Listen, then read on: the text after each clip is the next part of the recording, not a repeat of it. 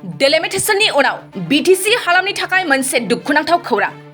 थारैनो सोमावसारनानै मोननो हानाय बीटीसीनि गोहोखौ आसाम सरकारा गावनि आवथायाव लांनो नागिरदों नामा?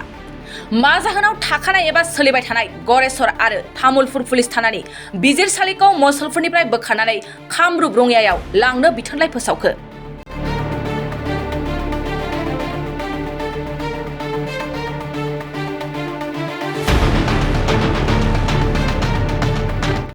बीटीसीनि आवथायाव थानाय गरेस्वर आरो तामुलपुर पुलिस थानानि बिजिरसालिखौ मसलपुरनिफ्राय बोखारनानै कामरुप रङियायाव लांनो बिथोनलाइ फोसावनाया बेसेबां गनायजाथावना? बेखौ लानानै सांग्रां रायजो राजाफ्रा मा राहा लागोन? बे खौरांखौ लानानै जिल्ला नाङैनो रायजोनि गेजेराव गोजोन गैयै थासारि सोमजिनायखौ नुनो मोन्दों। बाक्सा जिल्लानि गरेस्वर पुलिस थाना आरो तामुलपुर पुलिस थानानि बिजिरनाया आथिखालाव कामरुपनि रङियानि बिजिरसालियाव जासिगोन। बे बाथ्राखौ थांनाय 16 आगस्ट खालाराव गुवाहाटी गोजौ बिजिरसालि गुवाहाटीयाव मोनसे फोसावलायनि गेजेरजों रोखा खालामनानै होदों। अदेबानि बे खौरांखौ लानानै बाक्सा जिल्ला नाङैनो मोनसे बेले-बेजे थासारि सोमजिनायखौ नुनो मोन्दों।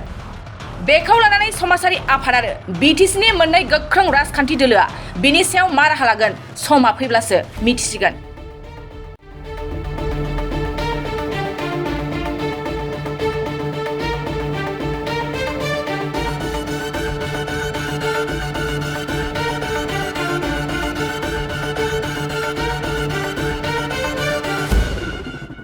गोजोनथाव खौरां। बाजाज बाइक सालायनो मोजां मोनग्राफोरनि थाखाय गोजोनथाव खौरां। दावहारु अट' एजेन्सिया बाजाज बाइक सालायनो मोजां मोनग्रा रायजो राजाफोरनो होगासिनो दं इन्डिपेन्डेन्ट डेनि थाखाय ल' डाउन पेमेन्ट आरो इजि एक्सचेन्ज अफार। 1 आगस्तनिफ्राय 15 आगस्तसिम होगासिनो दं क'क्राझार दावहारु अट' एजेन्सिया आरो क'क्राझार जिल्लानि सिङाव थानाय काराइगाव, दतमा आरो बडगावआवबो 3 आगस्टआव फेस्टिभ आउटलेट गोदानै बेखेवनो थांगासिनो दावहारु अट' एजेन्सि। बे गोदानै बेखेवनाय ब्रान्च श'रुमआवबो ल' डाउन पेमेन्ट आरो इजि एक्सचेन्ज अफार लानो हागोन। बाइक सालायनायाव हमनो थाखाय हेलमेट बेसेन लायालासे बाइगिरिया मोननो हागोन आरो सीट कभार्स। बेनि अनगायैबो जाय फाइनेन्स लागोन बिथाङा खम डाउन पेमेन्ट होनानै लानो हागोन।